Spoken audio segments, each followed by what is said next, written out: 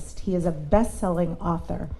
And before y'all came in this room, we had a beautiful conversation about success because he has studied success. Oh, I love that. Juice, juice, juice. And don't we all want success? One connects to the other, right? It's never in just one category, but it's usually the love and the finances and the career and the life and the things that truly bring us happiness.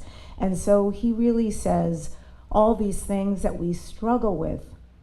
And I think especially leading up to this year, people have experienced different forms of struggle in different places of their life, that there are ways to supersede that and to actually transform your destiny. 40 years of knowledge coming up here on this stage tonight. Please give him a very warm welcome, Dale Halaway.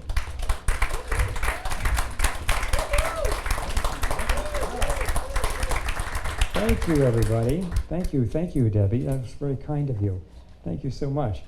And maybe we'll share a little bit of that conversation we had here on the stage while we were getting all set up that you just alluded to as well with regard to success at some point here. So the title of our time together, the theme is on Transform Your Destiny. Transform Your Destiny. And as Debbie just so kindly shared, I'm a best-selling author, and this is my second book, Transform Your Destiny. I'm in process right now of completing the third book to make a trilogy that we started about 7 years ago. So I'm looking forward to that because that'll complete itself sometime early this summer. But Transform Your Destiny is a rather unique book. First of all, it's fairly thick. It's actually 2 books in one. It's something that I started working with more than 20 years ago in my classes or seminars, and I travel around the world or from country to country, from city to city, working with all kinds of audiences, and then I have individuals that I work with on a regular basis, year after year kind of thing. And at some point, this is a good 20 years ago, I recognized that destiny is a topic that most people just don't understand. In fact, most people think that when they break their arm, that was destiny. That God wanted them to break their arm. I only say that because I've had who knows how many people that have broken their arm and have said those exact words, have flown off the tip of their tongue. And so many years ago, that kind of bothered me a little bit. Like, wait a minute, does God really want that to happen? Does God want us to be in a car accident? Does God want us to really hurt ourselves, or the universe, or spirit, or whatever you choose to call that part of the divine in your own world? What is going on here? Well, I put myself on a little bit of a mission a good quarter of a century ago, and I started creating classes around this subject. Back in those days, we would call it karmic destiny. And it became one of my more popular seminars. Whenever we offered it, we just almost always filled the room. Just the title itself, Karmic Destiny, it would grab people's curiosity, like, what the heck is that? That sounds really interesting, something that I maybe know very little about, but I really want to learn more about. And so that's how it started about a quarter of a century ago, and then over the last 25 years or so, I've given who knows how many classes that would go 2 days, 5 days, 10 days in length on this subject. And then about 6 or 7 years ago, I decided to put it into book form. And then we've been working on it, and then it eventually came out here just only last year. And people just love this book. If you go into Amazon, you'll read some of the reviews on there. People are kind of blown away with how much this book, whether you read it in the printed version, or audio, however you take it in, however you consume it, we get a lot of wonderful comments on what we've done here with the book. So I always like to start off when I'm teaching on this subject is with a couple of questions. And the first question is, are you happy with where your destiny has been taking you? And for those of you that like to take notes, you'll see there's a little blank up there. The word that I just gave in this question was destiny. In other words, I want to put emphasis again on the word destiny, because in my view, in my experience, once again, what I've noticed, most people really don't understand how deep this really does go and what it actually means. So this idea of here we go. I hate to interrupt everybody. Do you mind if I interrupt? No. I have somebody very important here today, Vishy Mamora, the Yes. co-founder of Conscious Life Expo. I know you're deep in this conversation. We're But you got a just little something to say. getting started. All right, Dale. Hi there. Well, we missed you last night. We wanted to give you this wonderful award Oh, for your new book because Oh, nice. Conscious Life Expo likes, well, and actually, it was our readership, it was our attendees that voted for you in third place as the new book of the year. wow. So thank you very much. There we go, and we have a little financial gift for you as well. Wow. Yes. I'll share it all with you later. There you go. So Thank thank you. you, Thank and you so much. congratulations, Thank and thank you for being with us and sharing all your good information, transforming your destiny. Yes. Right? How fabulous is that? Wow, third place, huh? There we go. That's pretty Yes. cool. What do you guys think? Third place. Yeah, and among some amazing authors too, right? Amazing. There were so Amazing many, authors. and it was just so great last night. Yeah. We really missed you. Aw. We were looking for you in the crowd. I know, I wasn't but there. I'm glad Yeah. that you're here now. Thank you so And we much. could give it to you. Thank Thank you. you. So Because appreciate you really deserve it. Oh, I appreciate it. Thank Thank you. you. Thank you. Can we get a photo with Oh, the two yes. of you Oh, come on over here. Let's maybe. All right, yes. All right, here we go. Let's go over here. Okay, yes. In front of the table. Perfect. Wait a second. I love it. Oh, fabulous. Thank you. Awesome. Thank you.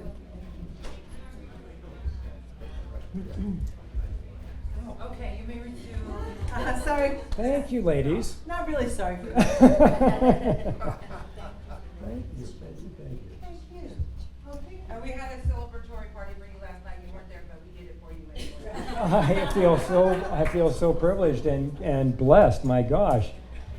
Thank you again, angels. Thank you. All right. So let's come back to this. Oh, actually, there's one thing I wanted to bring to your attention too. We're going to be passing a clipboard around. There's actually 2 clipboards, one for each side of the room. And we're going to ask for your name and email and whatever else. And what I would like you to know is later on in our little time together here, we've got a nice surprise for you. So just like they surprised me with this, we're going to surprise you with something that I think at least most of you are going to really appreciate. So, but it all starts with putting your name down on that little clipboard that our angels here in the room are passing around.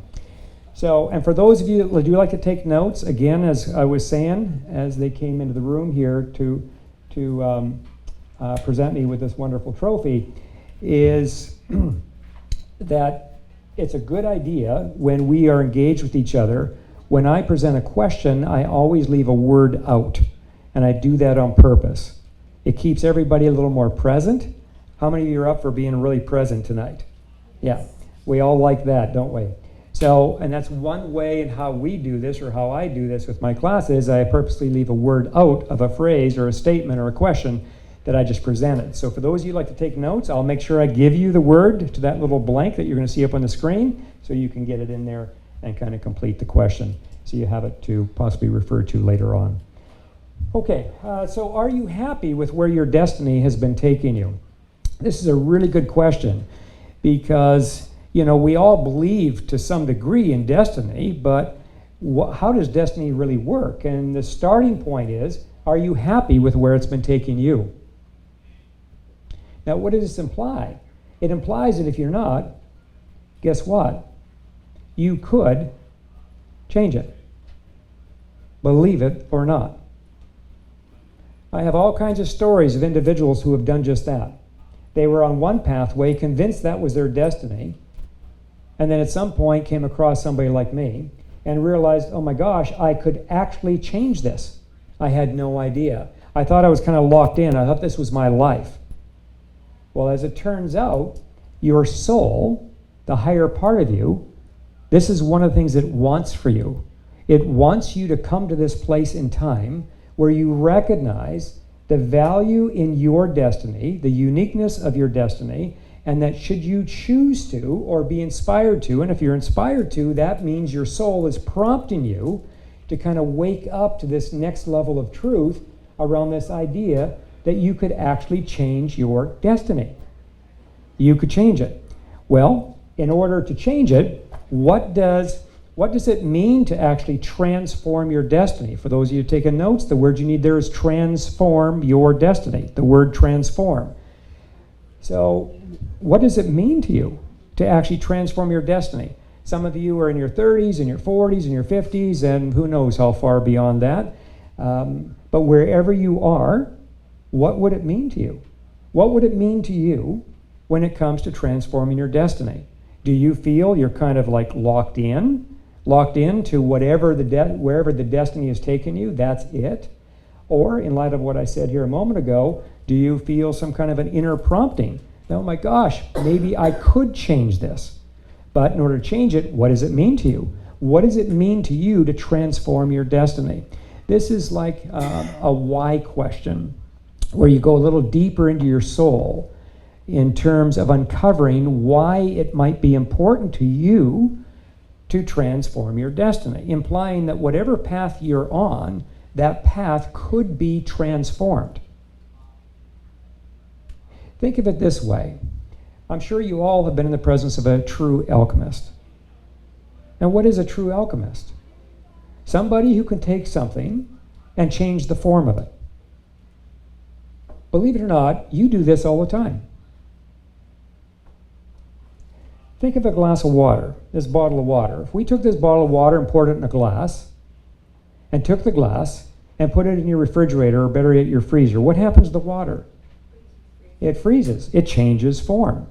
What happens when you bring the frozen glass of water out from the deep freeze and put it on the kitchen counter? What's happening now? It unthaws. It changes form yet again. In fact, when you study the universe, you will see that everything is in a constant form of change, or constant state of change. The only thing that's not in the constant state of change is, quite frankly, when you and I get in the way of that process of change. And we decide, for whatever reason, to start to resist, avoid, block the change. Do you know of anybody who resists change, avoids change, prevents change from happening in their world, to the point of where maybe they become somewhat of a control freak, where they're controlling their life so tightly because perhaps they're afraid to step into the actual embracing of changing whatever's up for them to change from within inside themselves?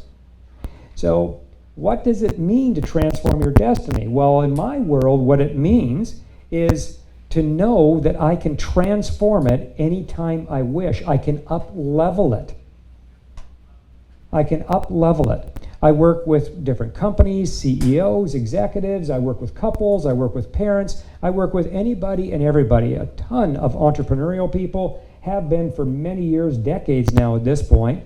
And I've got, again, all kinds of stories of people who have literally transformed their path of destiny more than once. And then I also come across people who are still stuck on the same path of destiny that they were on 15 years ago, and they're still on it today. In other words, not a whole lot has changed for the better for them. In fact, in some cases, things have changed for the worse for them. So this is real stuff. And what's so cool here is anybody can do it. Anybody can do it. So in my book, Transform Your Destiny, one of the things that I build a case around, and this is all based on study. This is based on having worked with literally thousands of people, either individually or in organizations over many, many years. And here's what I found. On a baseline, there are 2 levels of destiny.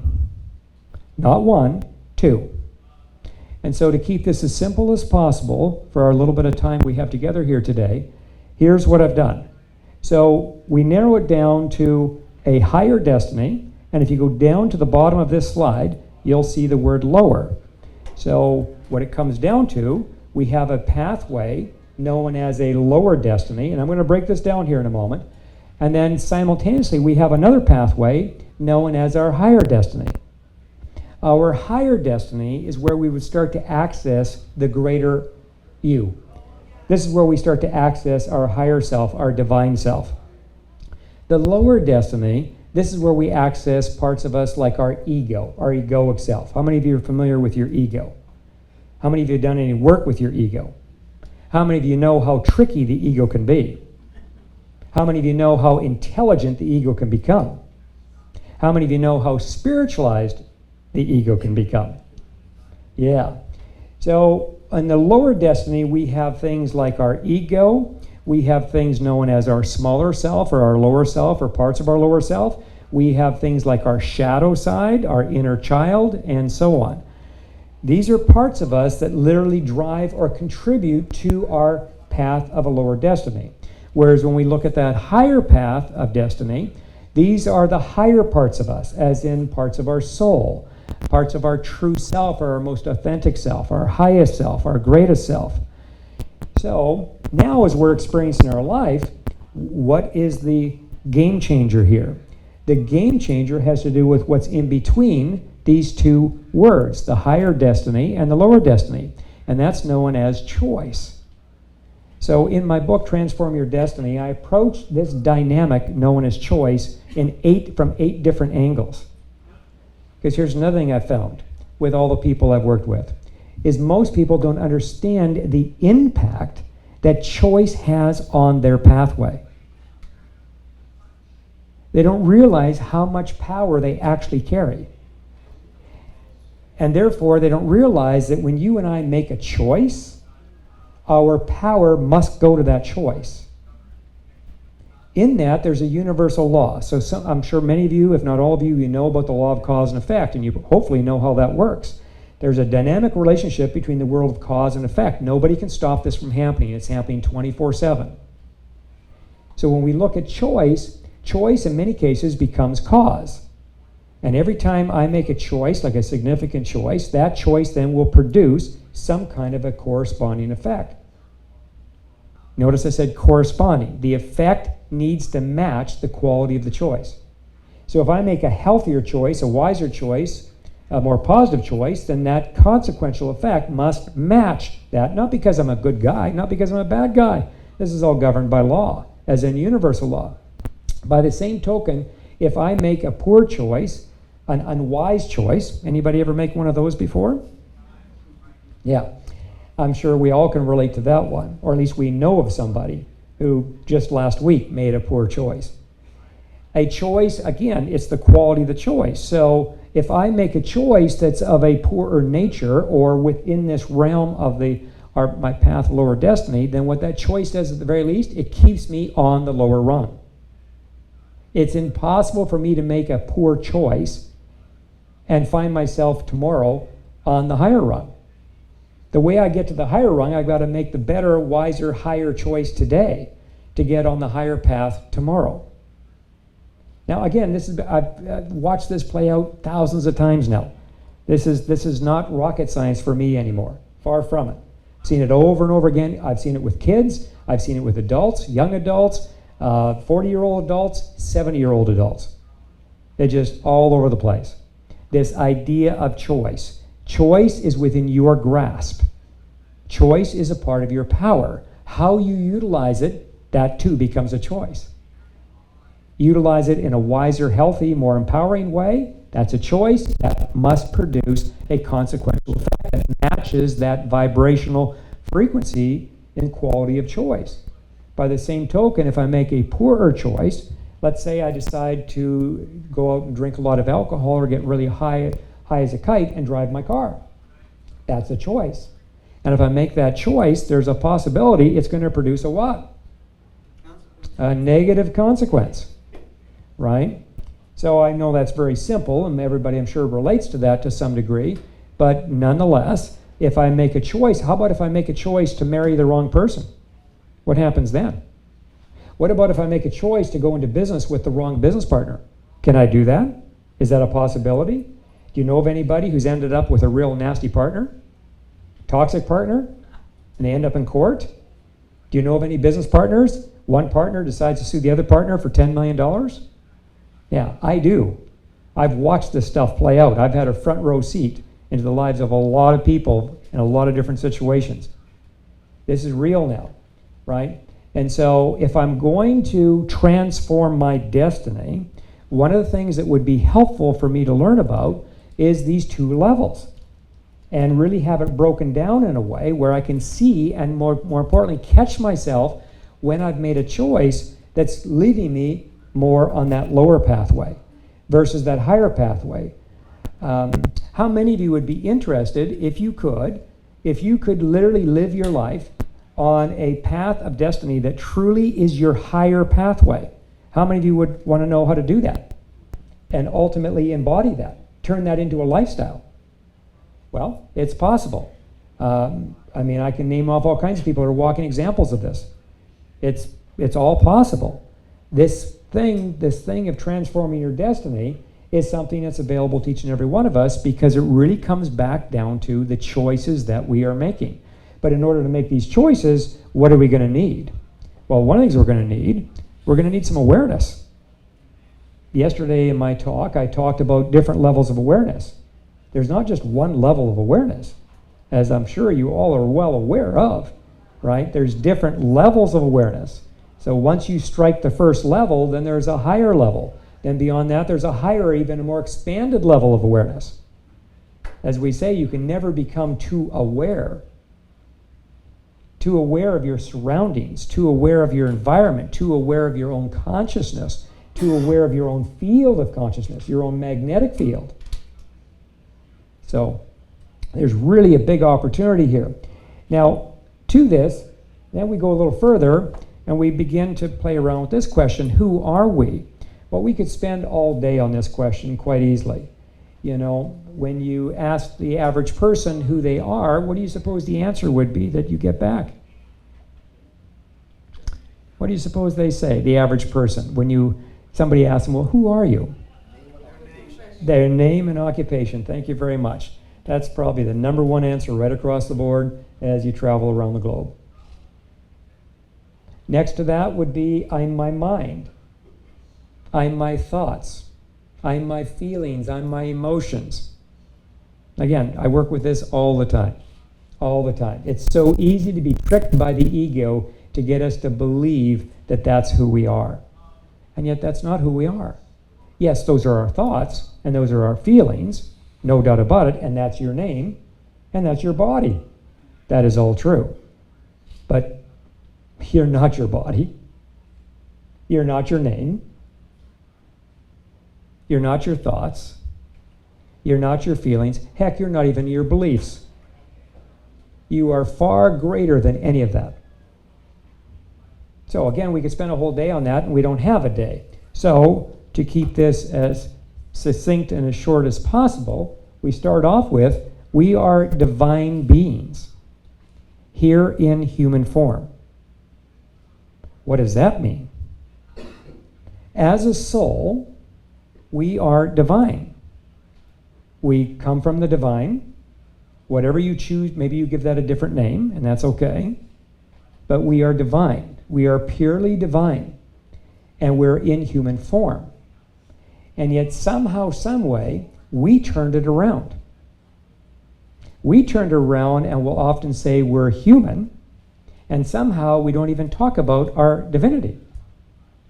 We don't talk about our divine self, our divine essence. In fact, some of us won't even talk about the divine. And that could be because we don't even know what to say.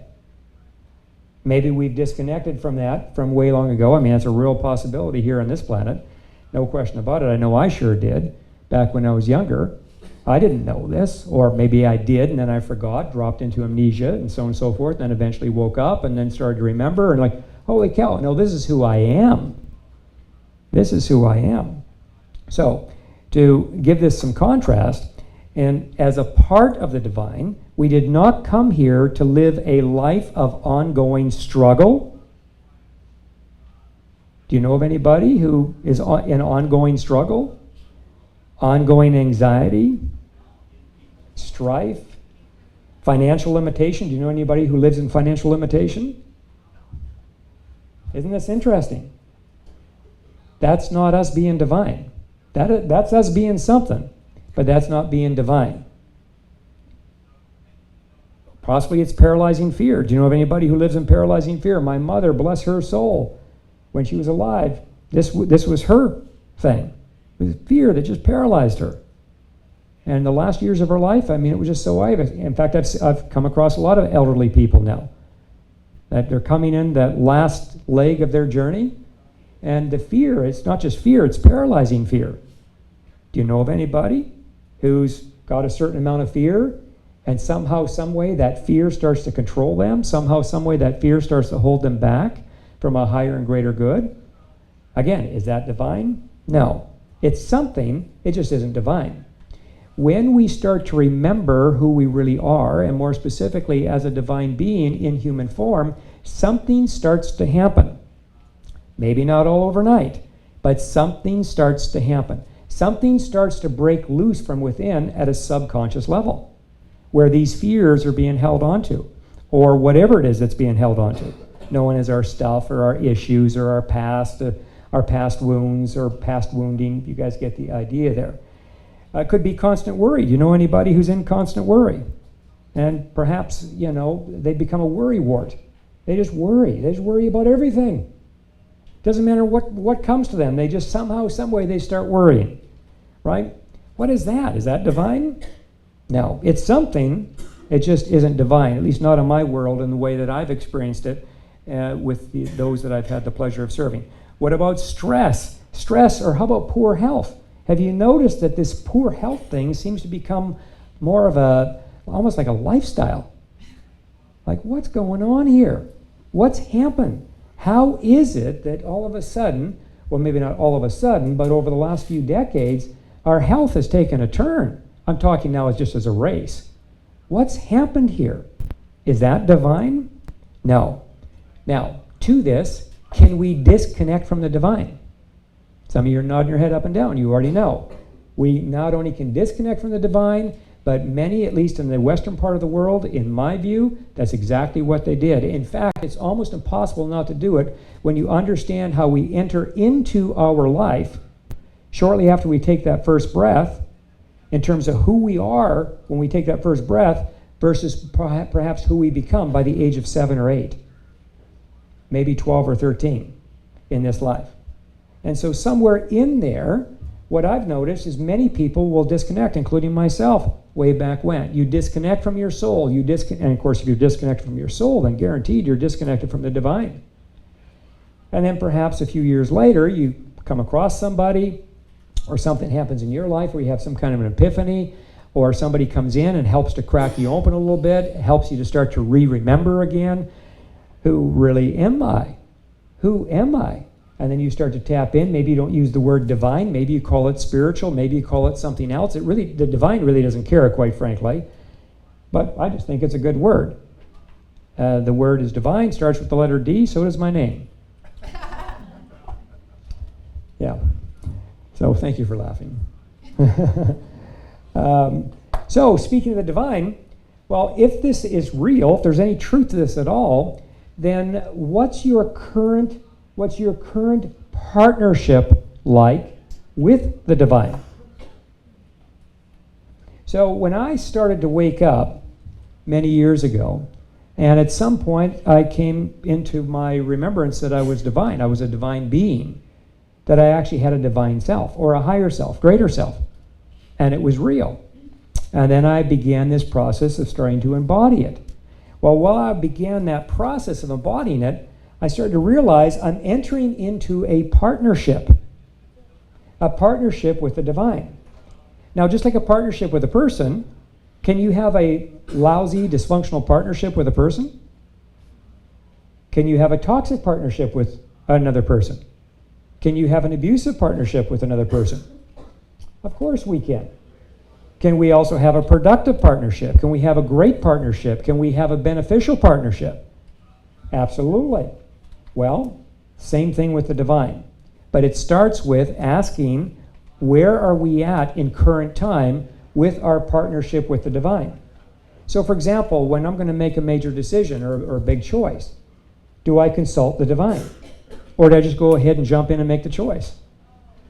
If I'm in partnership with somebody, if we were in some kind of a business partnership, would it be fair to say that when it comes to major decisions, we probably ought to run that by each other and get counsel from the other, get some support, get some advice, right? Would that be a good thing to do? If you want the relationship to be healthy, I would think it'd be a great thing to do. Well, why wouldn't that be with the divine? Why wouldn't it be equally important to enter into a conscious, fully awake partnership with the divine? where the divine is seen as our active partner, or we are now seen as the active partner to the divine. In fact, what do you suppose you might be able to accomplish if in fact you had a partnership with this thing called the divine?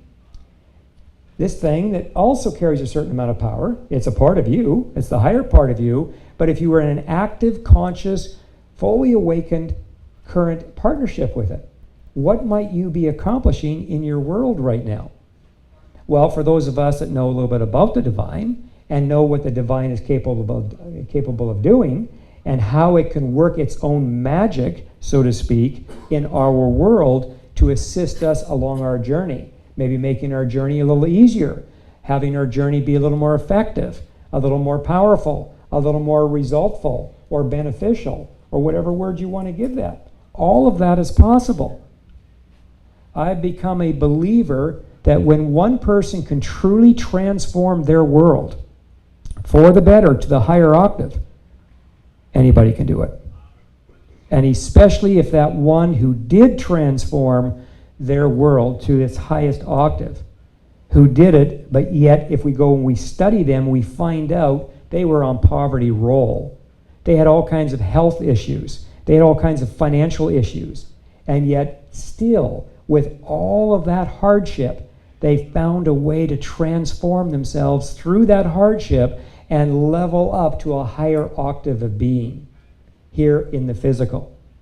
To me, that is amazing. That is inspiring, because that person sends out a message loud and clear that if I can do it, guess what? So can we. Anybody who wants it can do it. You might not know how. Well, then that's when you find a good teacher, or you find a good coach, or you find a good guide, somebody that purposely has gone further than you and I, and they've got the results to back it up. It's like when Debbie and I were talking about success when we were on the stage here getting ready. And she had asked me a question, and I responded to it. I said, success is a really fascinating thing. First of all, it doesn't come easy. There is no quick fix. It only comes to those who are willing to earn it.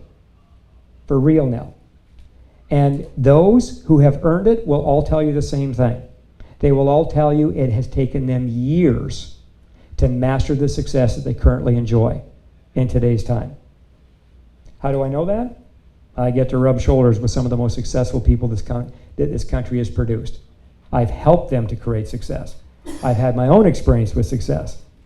And so the same thing here. If I'm to transform my destiny, which also means to rise to a higher octave of being, a higher frequency, a higher vibration, and be able to sustain that. If I am to do that, which I can, so can you, we all can.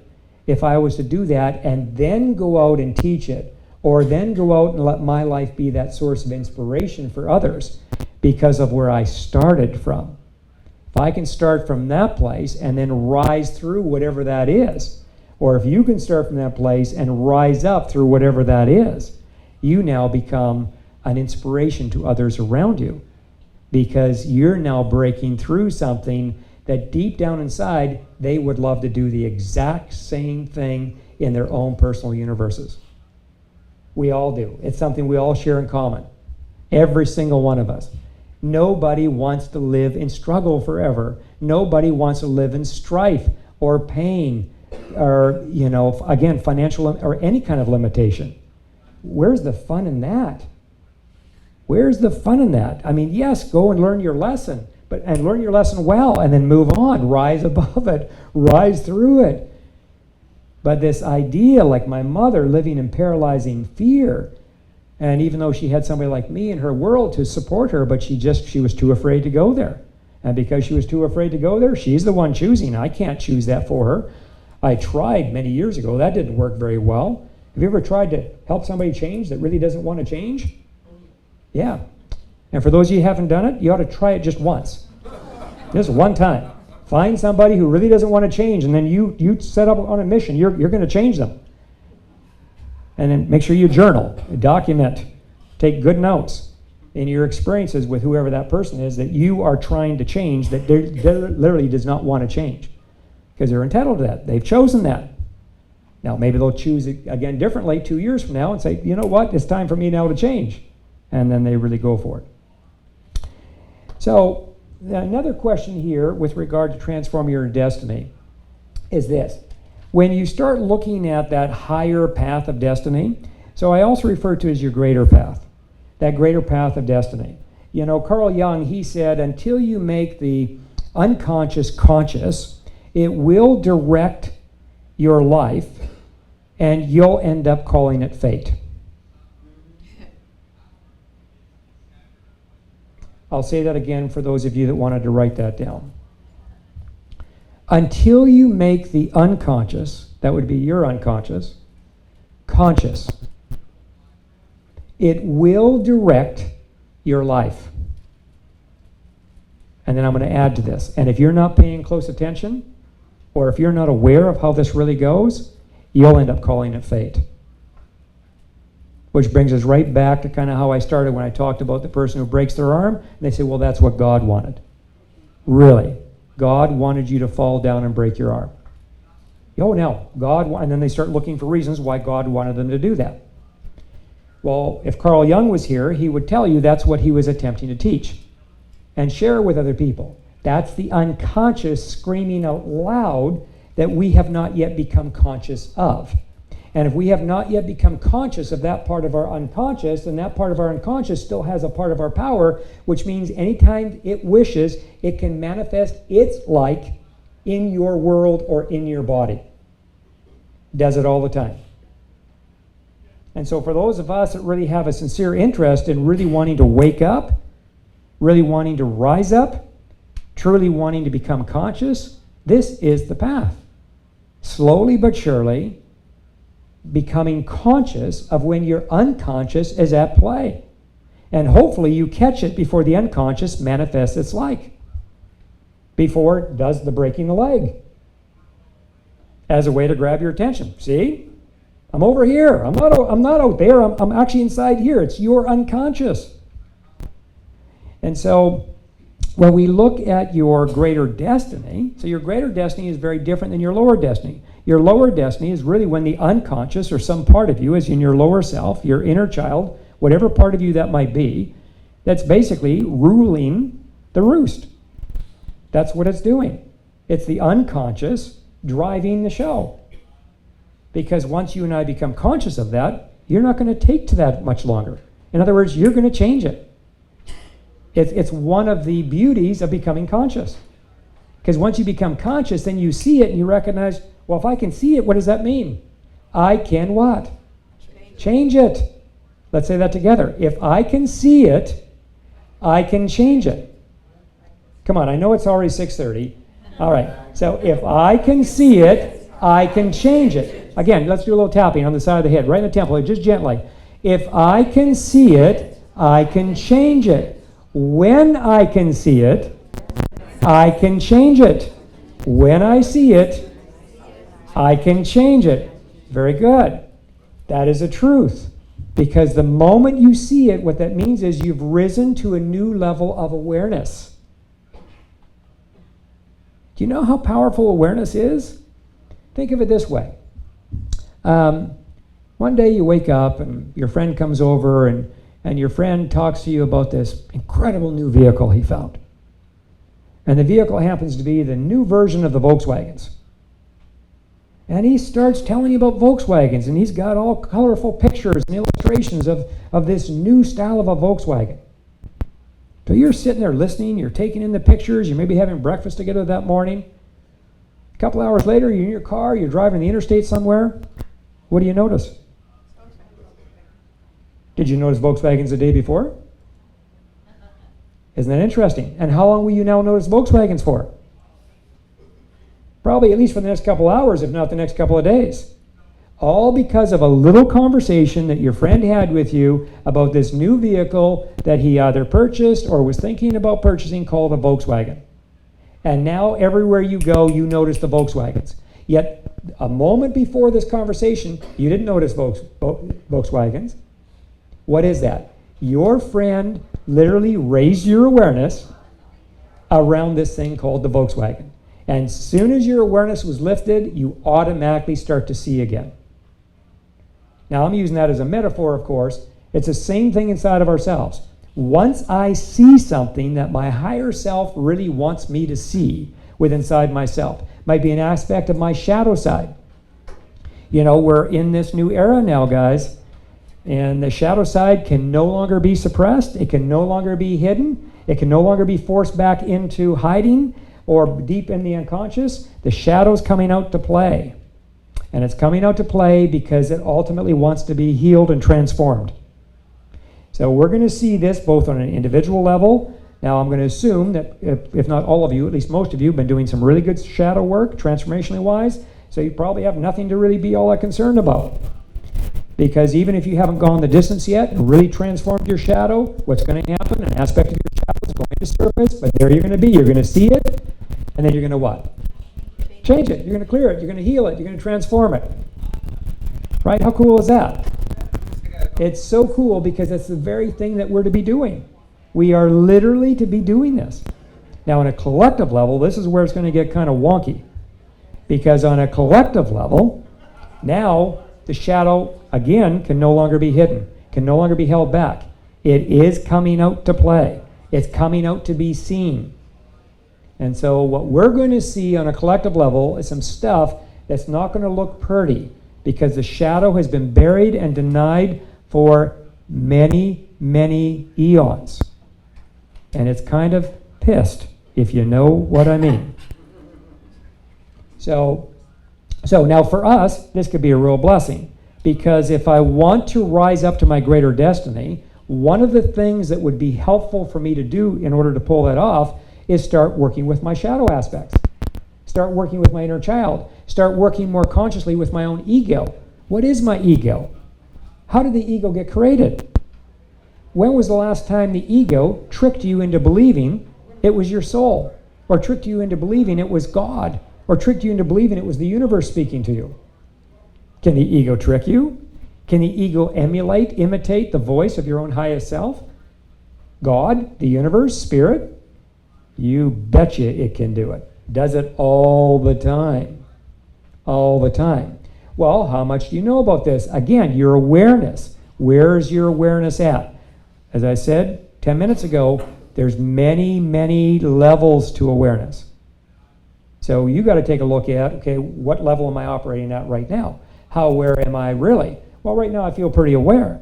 Then somebody comes into your world that's a lot more aware of you, or a lot more aware than you are, and all of a sudden starts to raise your awareness like your friend did when you were having breakfast and brought the magazine of the newest version of the Volkswagen to you. And yet the day before you said you were really aware. Well, aware of what? You clearly weren't aware of Volkswagens, but now you are. Now you see them everywhere you go. It's the exact same thing here. Once somebody enters in and helps you to see a shadow aspect, from that point on you cannot not see it. You're going to see it all over the place. You're going to see it in other friendships. You're going to see it in other relationships. You're going to see it in the way you work your career. It's going to, in fact, it might even blow your mind with just how much you're going to see it in so many different parts of your life. Like, I didn't know this was going on. Holy cow. And yet that's all coming from inside of us. So this other aspect that I'm leading up to here in terms of the greater destiny. So in the greater destiny, there's a real unique feature here, so to speak, and that has to do with your role. The role, R-O-L-E. That's the word you need for that blank. What's your role in playing out your greater destiny? So if we look at the lower destiny, your role probably is to keep your shadow hidden, to remain under the influence of your own ego, to not really heal the wounds of your inner child, and so on and so forth. That possibly would be the role of that person that's playing out in their lower destiny. But in your greater destiny, it's very different. That role is going to have to do with something very specific that you do, and that you do for others. You do for others.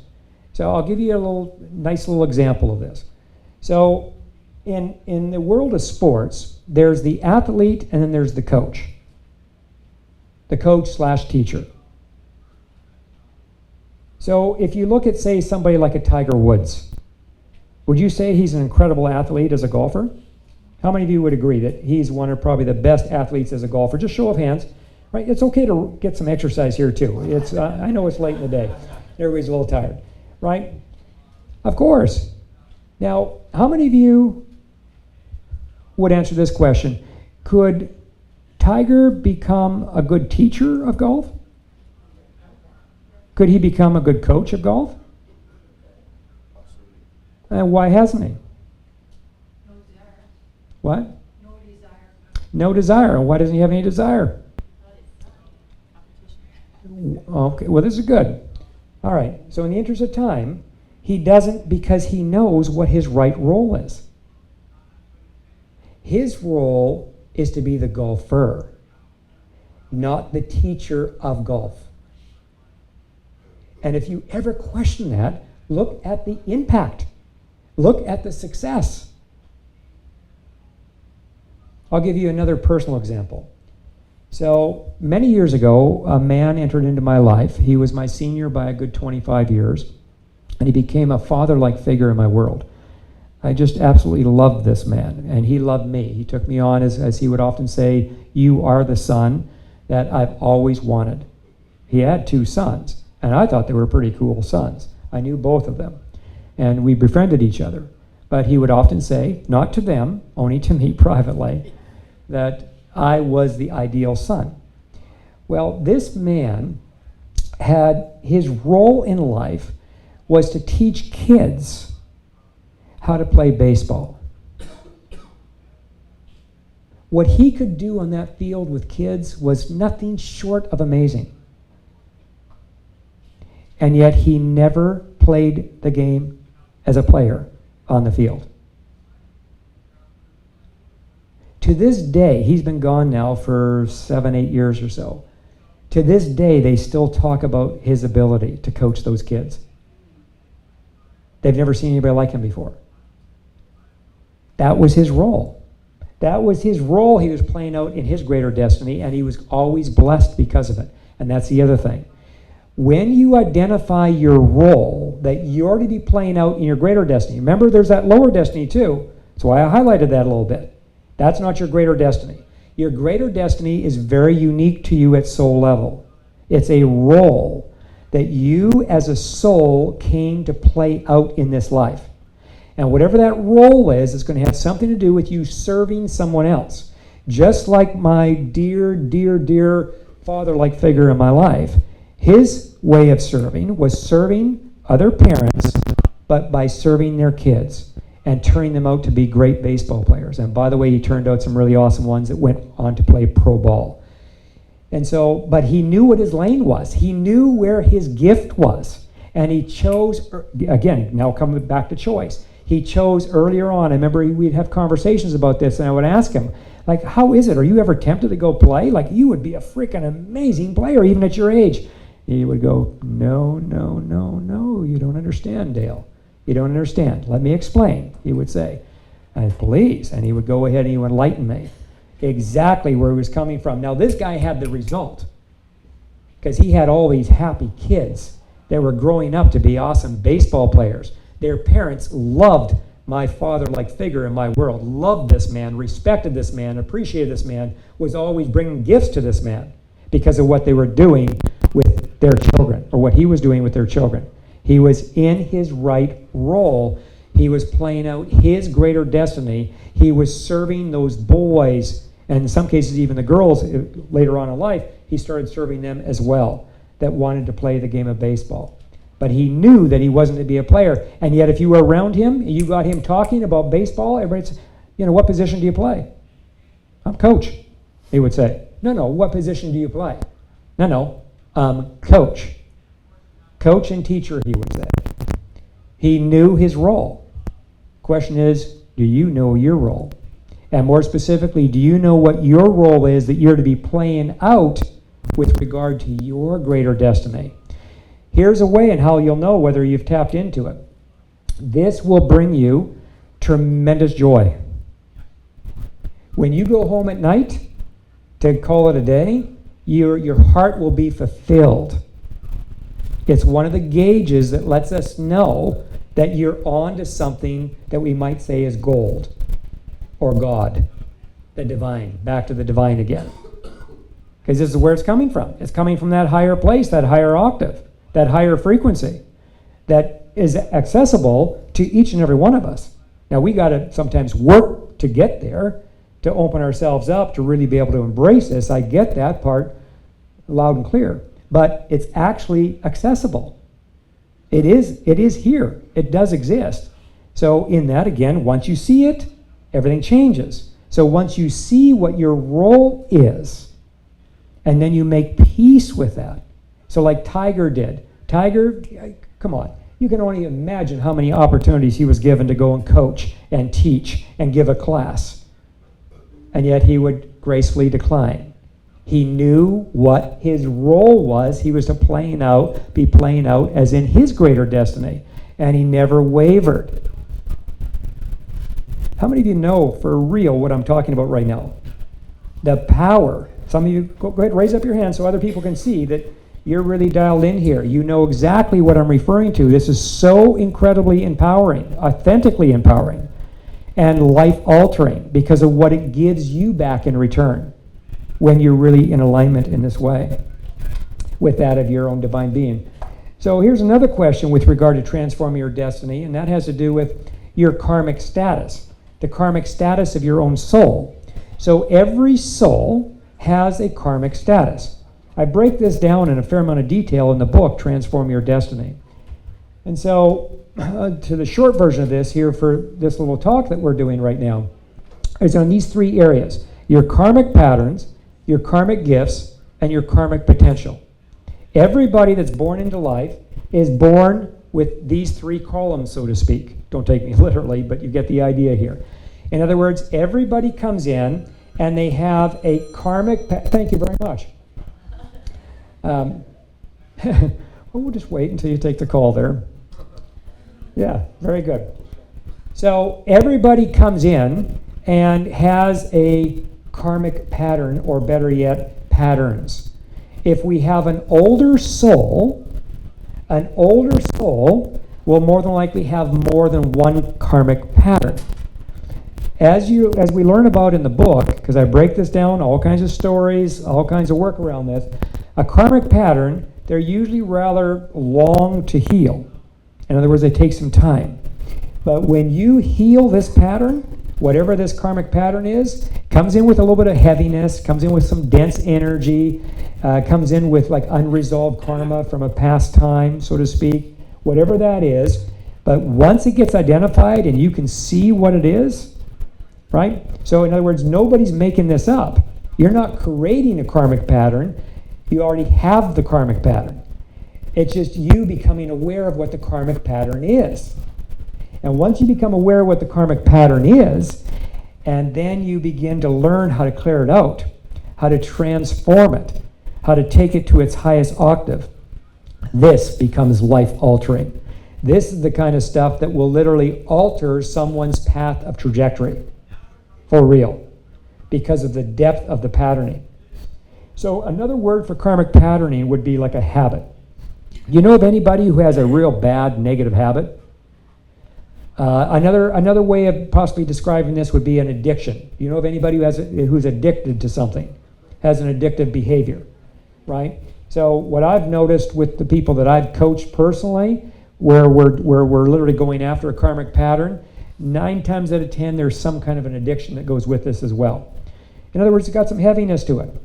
But imagine what it would be like if that was to be cleared from your field, to where you become free of that karmic pattern. Like, what does that imply? What does that mean? What kind of impact will that have on your life's journey? To say the least, it's going to be super incredibly positive. It's life-altering towards the better. It really is that amazing. A karmic gift, it would be equivalent to that of like a talent as well. So as in my father-like figure friend in my world, he had a karmic gift. The guy could teach baseball like no one. Like, was a phenomenal teacher of the game. He was a phenomenal teacher of the game. He was a phenomenal strategist of the game. Other coaches loved him when he'd come out to the game, and then decided he would sometimes choose to hang out with them, and other coaches would just swarm around him like bees to honey, because he was so strategic in his approach to playing the game. And as you know, if you know of any coach on any kind of an athletic team, you know the importance of strategy when that coach, or at least a good coach, is at play here. Well, that was his talent. Well, what about a musician? What about an entertainer? What about a parent? What about an incredible mother? What about an incredible father that's just gifted to be? I mean, you come across these types of people before, right? A gifted father, a gifted mother that just, when she lays her hands on those kids, she's got that Midas touch and just does amazing things with the children. Or maybe it's the father or the grandparent. Or maybe you have a gift, quite frankly, to make a lot of money. And maybe you have a gift to make a lot of money because you're to be giving a lot of it away. You're to be contributing it. You're to be helping others with that money because you've been gifted to go out in the world and make money. Maybe that's a karmic gift. I mean, it can go on. There's so many different karmic gifts. Here comes the question again. What's yours? What's yours? Everybody has at least one, like I point out in the book. Everybody has one. Some have as many as 5 that I've come across in my 45 years of teaching. Yeah. But do you know what yours is? Now, here's another thing that's so cool about the karmic gift. The gift has already been developed. You've already got it. In fact, you were born with at least one of these. And I say that with all confidence because of my life and the people I work with and what I've seen and experienced and assisted people through in my own karmic gifts. Everybody has at least one. Everybody. Who? Everybody has at least one karmic gift that you were born this life with. In other words, it's already there. It's just waiting to be harnessed. It's waiting to be harvested. It's waiting to be found out. So again, my question to you is, do you know what it is? Do you know what it is? And if you do, consider yourself one of the lucky ones. And especially if you're an expression of it.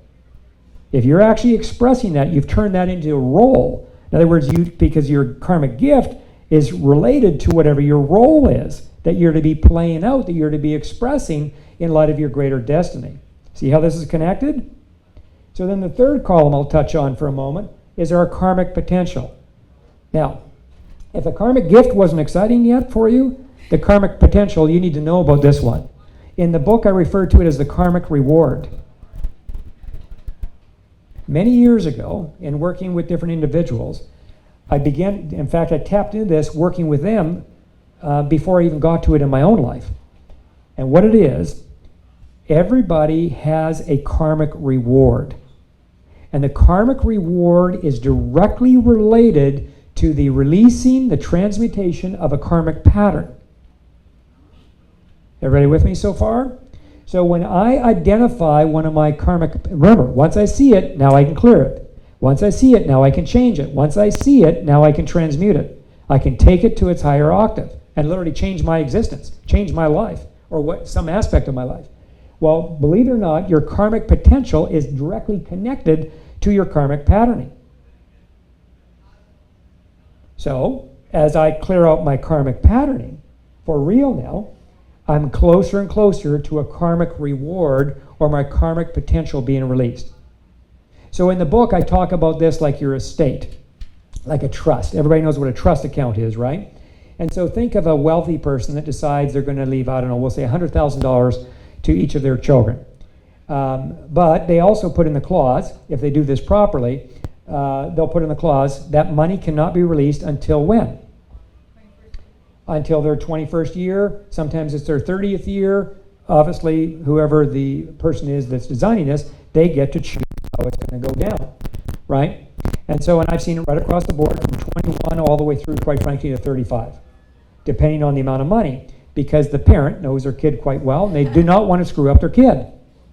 Because if that reward, if that potential is released prematurely, what can happen?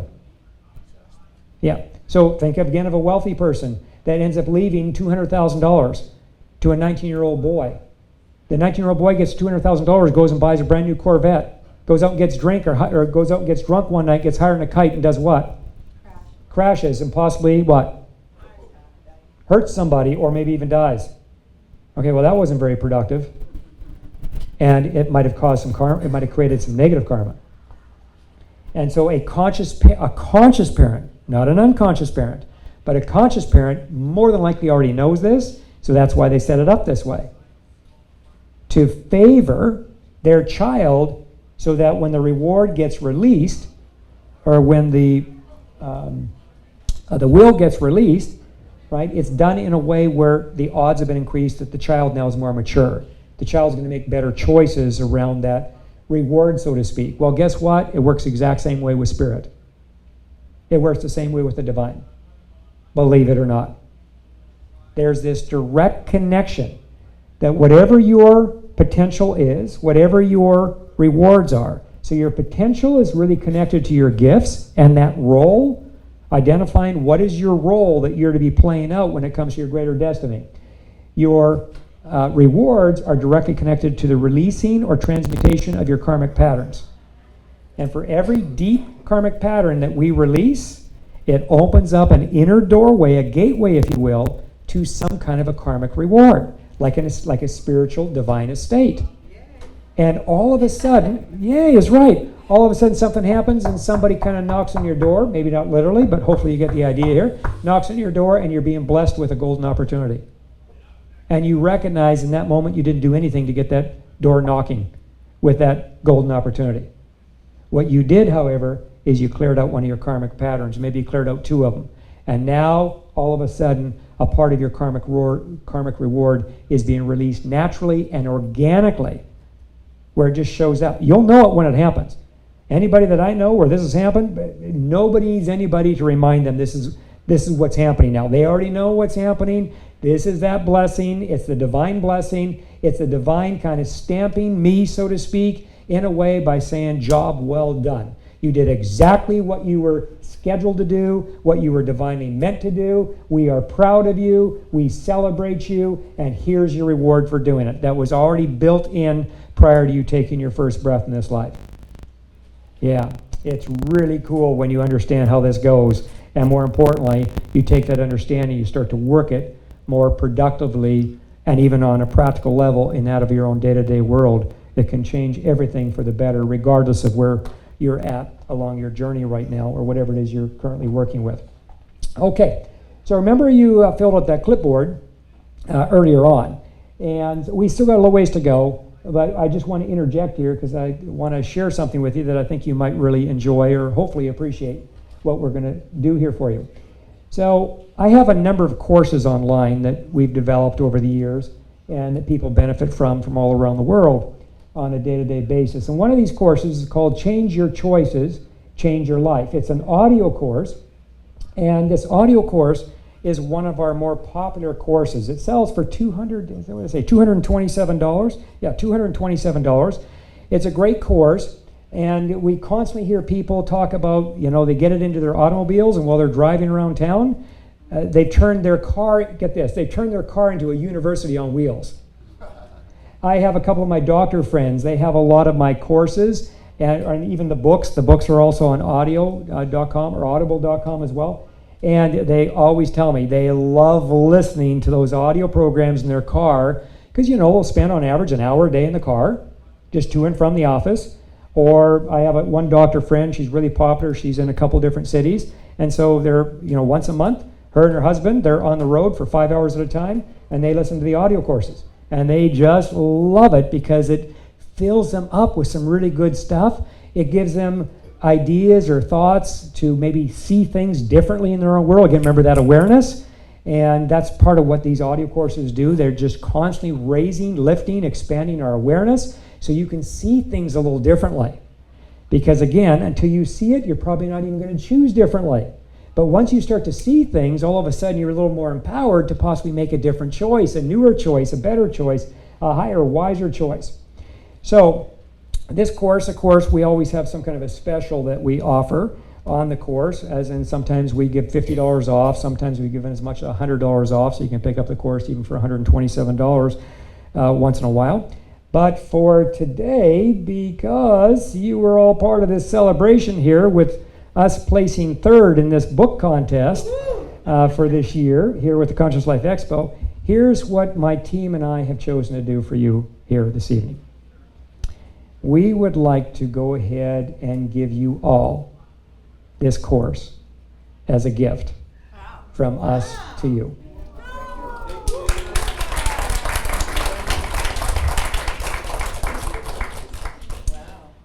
And so all you need to do, our team's at the back. We've got a number of our people here. We got Mickey working the cameras back there. We got Cody sitting back working on his phone. We got Sharon over here waving to everybody. We've got Charlene at the back of the room also waving. We got TJ standing up at the back of the room. He's waving. So you can ask any of them how this all works, but the bottom line is you all get a copy of this course. It'll be digital, of course, and but absolutely as complimentary. And what did you want to say, Mickey? Just if anybody came in late and didn't get to put their name on one of these clipboards, that's how we're going to get your info to give you this free gift. Oh, yes. So for those of you that came in after the clipboards were passed, make sure you get your name on the clipboard, and that'll qualify you, so to speak, to take advantage of this gift here this evening. Okay. Let's move on. Now, rising up to a 5D world. This is my favorite part. And the reason why this is my favorite part is because this is exactly where we're at now as a race. Now, it doesn't mean to say that it's going to happen for everybody on the planet right away. In fact, what I've been given, and I probably should preface, I have what's known as like mystical ability, or I guess you could say psychic ability, even though I don't refer to myself as a psychic, but I will refer to myself as a mystic. And all that really means, so you don't need to be super impressed or any of that kind of nonsense, but all that really means is that I sometimes am privy to what's coming. So it's like I'm in a movie theater and movies being played, so to speak, and I'm being shown, again, in my partnership with the divine, I'm being shown about something that's coming. So if I'm working with somebody individually, as in if I'm coaching them or mentoring them, sometimes it'll show up there and I'll get real deep, great insight, clear insight into their life path, what's coming for them, both the rocky road, but also the bright sky, so to speak, as well. And then I bring that to their attention so they can better embrace it, whatever that might be, or better navigate through that. Collectively, the same thing. Collectively, always being, if you will, downloaded with all kinds of insights, or I get information about what's coming, what's going to happen to our collective. In fact, we have a membership program that we've been doing now for the last 3 or 4 years, I believe it's been. We call it Elevate, and we have a group of members that come together once a month. And where basically what I do is I give what's called what I call an energy update for the very next month, and spend a whole hour and a half, and I just give an energy update. Our members love this Elevate call every month, and really it's not because they're impressed with me. Far from it. I don't want anybody to be impressed with me. Rather, what it is they get access to these other higher insights that they can then use to better navigate whatever they've got to navigate through in the next calendar month. So to them, this becomes a great value because they can make better choices. Again, coming back to the quality of our choices. Your choices, believe it or not, determine a lot of what happens when it comes to our destiny, whether we're on a lower path of destiny or on that higher path of destiny. In fact, in the book, I approach this whole dynamic of choices like in 8 or 10 different ways. I mean, it's a deep subject. Could easily spend 2 days just on choices. There's so much for us to learn just about choices. Where these choices come from, the vibrational frequency of these different choices, what happens when we make certain choices, what happens when we make the minor ones, the major ones, and so on and so forth. Remember, I've been studying this for a quarter of a century now, so I've gathered a lot of experience, that is, from many different people, including my own personal life, to bring forward to wonderful people such as yourselves to assist you along your journey as well. So this idea of rising up to a 5D world, when I said it's my favorite, so some time ago I started accessing the 5D space. How many of you are familiar with the 5D world, or the fifth dimension? Right? How many of you heard that song Aquarius? Yeah. Right? So you already know, you know a little bit about the fifth dimension, because that's the age of Aquarius in astrology. How many of you knew that? That's the age of Aquarius in astrology, and uniquely enough, we haven't fully crossed over yet. I'm not a professional astrologer, but I do know a lot about astrology, right? But we just now are making the transition from the Piscean age that we've been in for the last couple thousand years, and we're transitioning into what's known as the Aquarian age. So remember that song, Yes. right? So that came at perfect time. It was helping to prep people that this age was going to come. Well, this age is very different than the Piscean age. I'm speaking now astrologically. It's like night and day different. And so part of this age that we're now entered into, so to speak, even though we're not fully planted there yet, is in this 5D space. Well, to better understand a 5D space, I think it's really important that we understand the 3D world. So the 3D world, or a third dimension, a third dimensional reality, that's the world that, for the most part, where we've been. Clearly, that's where we were born. We literally came, believe it or not, from a higher dimension. We came as a soul from the 5th dimension or above. Some are coming from the 5th, some are coming from the 6th, some are coming from the 7th, and so on. But the thing we all share in common, we all landed in the 3rd. Every single one of us.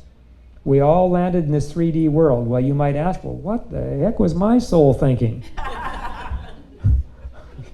To go from there to here? Kind of sucks, right? What the heck is this all about? Well, guess what? There's a number of reasons for this. And a lot of these reasons are really strong, healthy, very dynamic reasons as to why it's been set up this way. So, and part of what we're to be doing, we're to recognize, again, where we are. We're in a 3D world. Where are we to be going? At the very least, we're to be rising up as a race to a 5D space, or a 5th dimensional world. Well, to give you an example of what, just to give you some characteristics of what this might look like and feel like. So in a 3D world, consciously wise, this is the world of separation. This is the world where we separate. And we don't just separate from each other, but we also separate from, like, our higher self. We separate from our soul, believe it or not. In fact, it's almost impossible to not do this when you're in a 3D world. If you were to stay in a 5D world, no, you would stay very connected. You would remain as a soul. Because in the 5D world, the consciousness is not a consciousness of separation, it's a consciousness of unifying. Everything's unified. Everything's unified there. There is no separation. So if you look collectively at what's going on, have we ever been this divided as a people on the planet? We're very divided now, and perhaps many thousands of years ago, maybe we were divided like this. That's a possibility, but clearly we all agree we have become a very divided society, not just here in America, but around the world, globally, yes. So, of course, it's just letting us know how strong this 3D world is, or better known as how well planted we are as a people. Now, perhaps you're not all that planted in a 3D world anymore. Maybe you really do live your life in a 5D experience. In a moment, I'm going to give you some real good articulation on what it would be like when you're in a 5D space here on planet Earth. And so, but in this 3D space, you can see that us collectively and at large, we have never been this separated. We have never been this divided. But then again, if you look at individuals, so if you were to follow me around and you were to see the type of people that I work with, eventually what we ultimately get to is the original pain of separation. Thank you. From a phone call to now somebody knocking on the door. Yes. And where was I again? No. Separation. Thank you. Very good. Separation. So here we live in this world that we're so divided, yet some of us are not living that anymore, and we're not living that anymore because we've gotten to the original pain, the original wound of separation. Remember when I said when we're born in this life, when we're born, one of the first things that happens, we begin to separate. Maybe not within the first couple of years. It might take 5, 7, 8, 9 years in. But everybody will separate in a 3D space. And so, and in that, there's a lot of pain that comes with that. There's a lot of pain that gets suppressed. How do I know this? Because I've helped a number of people now, including myself, heal the original wounding of separation. It's not an easy thing to do. It's not a pleasant thing to do. It's not a pretty thing to do, but boy, is it ever worth it to do it. Because it's life-altering. It changes everything. So that's a 3D world. In a 3D world, we're like fear-driven. There's a lot of fear in a 3D world. In a 3D world, this is the realm of the ego. This is where the ego resides. In other words, the ego cannot live in a 5D world. It can't do it. It cannot do it. The ego can only live in a third dimension where it lives. And then it also can live on the lowest octave of the fourth dimension. And that's it. If you get up into the upper octave and each dimension has 3 octaves, a lower, a middle, and a higher. And so if you get up to the highest octave in the fourth dimension, there is no more ego. The ego at that point has been transmuted, or transformed, if you will, into that of the soul self. Whereas in the fifth dimension world, in a 5-dimension world, that's where the soul resides. The soul also comes down into the upper fourth, to the middle, and to the lower. So for those of us that maybe haven't been very connected with our soul, and we know that intuitively, then one of the first things we want to do is we want to get connected again with our soul. And one of the ways in how you get connected with your soul is, again, it starts with awareness.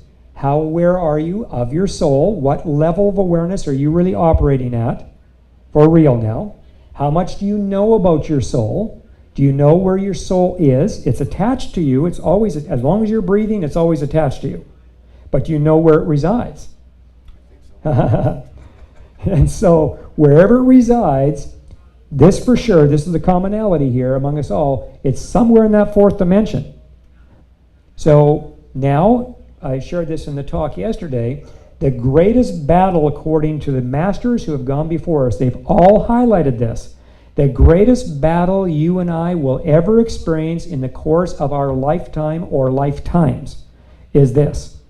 It's a battle that goes on within us. It's not the battle on the battlefield externally, believe it or not. It's the battle that goes on within the inner landscape of our mind, our mental body. And that's known between the soul self and the egoic self. The soul is constantly attempting to move its way into our body. The ego, on the other hand, is constantly doing what? Pushing it out. Who said resisting? Very good. It's exactly what it's doing. The ego loves to resist. In fact, if you're not aware of this, one of the ways in how the ego gets stronger is it gets you to resist on things that you have no business resisting on. And if you don't know what those are and you start resisting, it's like feeding your ego a good morning breakfast. You'll make it very strong. There's a universal law called the hidden law of the universe, or it's referred to as the hidden law of the universe, and it says that of which we oppose, we strengthen. The ego knows this. The ego knows if it can get you into opposing something that would really be in your highest and best interest, that's how it gets stronger. Remember, until you make the unconscious conscious, it will direct some part of your life, some part of the way you're experiencing life. And then if you're not paying close enough attention, you'll possibly call that fate. That's what the divine wanted for you. No, possibly not. That's what your ego maybe wanted for you. You see. So this rising up is, I want to look at something here because I made a couple of, and I know I've only got a few minutes left here. So as we go through these 3 worlds, so the whole idea is we're rising up. So when I'm in a 3D world, if I really want to rise to that fourth, I've got to get a handle on my ego. Bottom line, I got to get a handle on the ego. I got to become more conscious of how my ego works. I've got to become more conscious of the influence that my ego has over my life, and more specifically, the choices that I find myself making. As I start my rising up, then I get into the 4th dimension. The 4th dimension is what's known as the between world, or the bridge. It's what's to bridge us from a 3D reality to a 5D reality. And every one of us, if we're going to rise to a 5D world, we have to traverse through the 4th dimension. Now that might sound really sexy. Turns out it's really tough. It's very challenging. In fact, I'll go on record by saying, because I work with a lot of spiritual people, this is where spiritual people get stuck. This is where they get stuck. Remember, the ego still can live in that lower octave, which means the ego can trick us into believing that we're a lot further along than what we really are. The ego can trick us into believing, hey, we're already in a 5D world. Stop moving. Stop moving forward. Stop rising up. You're already there, baby. And meanwhile, you're in the lower octave of the 4th. but it feels good. Feels really good. At least it feels better than the third. Would you all agree? Feels a lot better. Why? Because the frequency, with every dimension that we rise up into, the frequency rises higher. It moves faster. It's lighter. So therefore, we just naturally, we feel lighter, we feel happier, we feel healthier, and we feel freer. How about that? Who wants to sign up for that program? Yeah. I'll say it again. Lighter, happier, freer. How many of you want to sign up for that program? How about richer? Yeah. Exactly. Why not? It's available. Why not? So as we make our way up to this 5-dimension world, in the 5th dimension, this is where our soul already has been residing. It's been residing there from the beginning. So, you want to make your soul happy? This is one way to make your soul really, really happy. Because what this would look like, for those of us that ultimately rise up this time around, and I say this time around because, again, we're always a choice. So some are going to do it this time around, and some are going to wait until the next time, and some are going to wait till the time after. You get the idea. In other words, Spirit's not going to come in and force everybody to have to do this. That would be Spirit or God even in violation of its own law. It's not going to do it. We might go in violation of the law, but it's not going to do it. So it's always going to allow. It's going to allow us to come to the choice. But how do we get to that choice? We got to get that awareness going. So we rise up to a 5th dimensional world. What does that look like? Well, first of all, when we're sustaining a 5D reality. In the 5D reality, what that really means is you have now become your soul or your divine self in physical form. You're now the embodiment. You're the embodiment of your soul, your divine soul. In other words, there's no longer a separation between you and it. You now become it. And for those of you that meditate or pray or just are highly and greatly intuitive, you can access this. Tonight when you go home and you know, as you're putting your head to the pillow, go ahead and ask for a clarifying dream tonight around answering this question. Is this something that your soul wants? Does your soul want you to rise up into a 5D world? To me, a 5D world is like a heavenly experience. So whatever you think heaven might be, that's more than likely what a 5D space is going to be like for you. And the reason why you have those thoughts of what you think heaven's going to be like, that was your soul. That was your soul prompting those thoughts within your brain consciousness, so to speak, to let you know that's possible. It's possible to transform your life into a heavenly experience while you're in physical form here on this beautiful planet. Here's what it shakes down to. There are 3 things. There are 3 unique things. The first thing is that we've got to get a real good handle on, and that is this idea of awareness. As I become more aware, it begins to wake me up. It literally sets the stage for what's known as the awakening. How many of you heard of the awakening? Yeah. How many of you heard of the Great Awakening? So those 2 are different. So we start off with an awakening at an individual level. So now we've got a lot of individuals, such as yourself, that are in your own process of waking up. Waking up to what? Waking up to who and all that you already really are.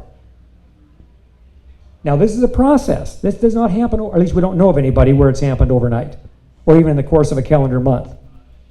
This is a process, but this is where it begins. This thing of waking up, or also what's known as being cracked open.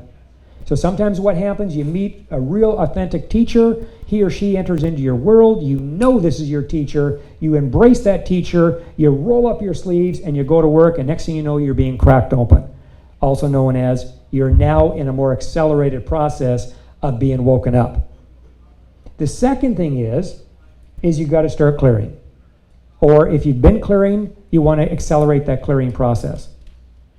Clearing what? You've got to clear your field. And more specifically, you got to clear out the basement. The basement would be the subconscious body. So all those programs and that patterning and those limited beliefs and those negative thoughts and all of that fear, whatever's inside of us, we want to clear that out.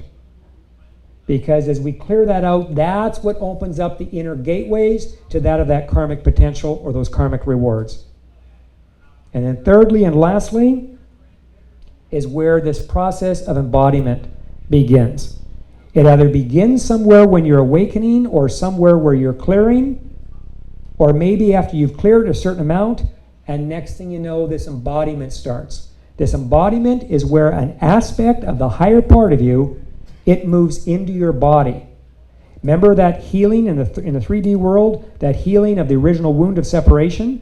As that wound of separation is truly being healed, for real, what's happening, you're creating space within inside of you for an aspect of your soul to, if you will, download or descend itself into that of your physical form. So if we're looking at the soul as a divine being, this means a part of your own divinity. So there's your divinity and then there's the collective divinity, the greater divinity. And so our job individually is to work with our own inner divinity and get that right, get that placed properly. To have that placed would mean you're now in this process. Remember I said earlier on that ongoing thing of struggle and strife? If you can turn that into, instead of strife and struggle and conflict and fear, paralyzing fear and all that stuff, if you can literally turn that into what I'm highlighting right now, which is this process of embodying even little aspects of your soul, your divine self, you've now struck the gold mine. You've literally struck the gold mine. You will be so glad that you made this decision to do this if you haven't already. So with that, we're going to be going, I think, to some room here. We're going to be signing some books, right? And where is that? Area that can follow us. Yeah, I guess you're going to follow us. For those of you who want to hang out for a little bit, and if you want to get a copy of the book, Transform Your Destiny, I'd be happy to sign it for you. Be happy to answer any personal questions for you as well. We'll hang out. Just follow us. They've designated another room or another space for us to go do so. All right, everybody. Has this been a great thing tonight? Yes? Thank you so much. Thank you. Thank you, thank you, thank you.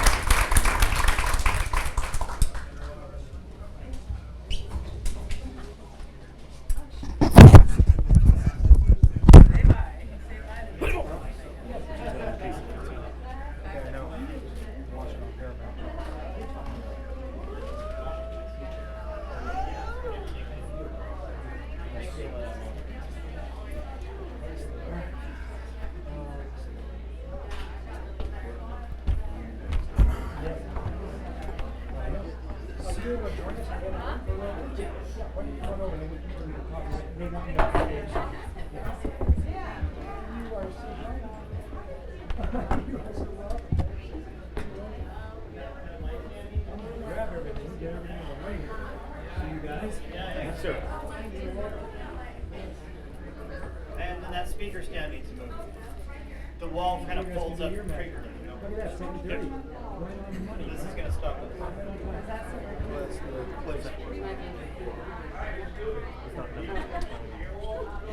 Did you enjoy that too? Yeah.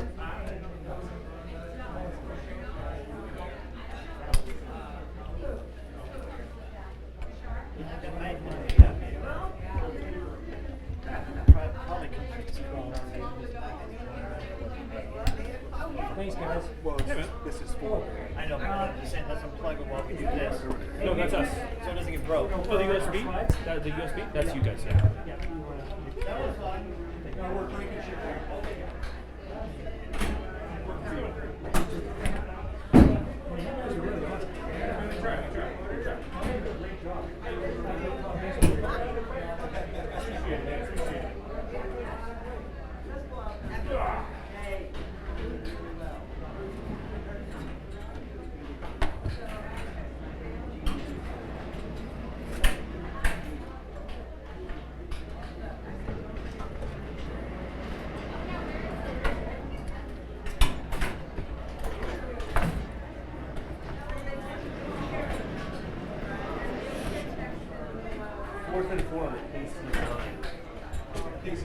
Yep. So they're going to kick the field goal. Travis doesn't do anything. I can't watch.